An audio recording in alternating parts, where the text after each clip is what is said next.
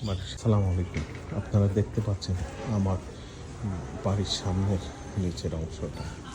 এই অংশটায় কিছু গাছ আছে।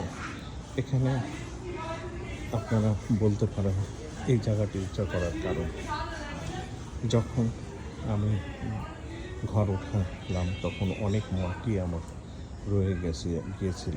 সেই মাটিগুলি রাখার জন্য চিন্তা করলাম যে একটা দেওয়াল দিয়ে এখানে মাটিগুলি সংরক্ষণ করা যায় কি না।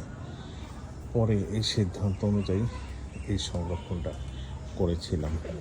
এই জায়গাটি একটু উঁচা হয়েছে, কিন্তু প্রচুর পরিমাণ মাটি এখানে আছে।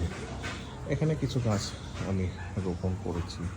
এখানে একটা কলম আমি চাপকল বসিয়েছিলাম, অত ব্যবহার না করার কারণে ওরা মরিচা পড়ে গেছে।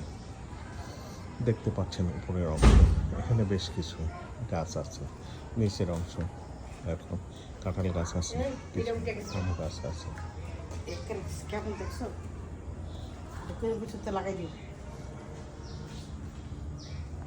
দেখতে পাচ্ছেন এই অংশটা।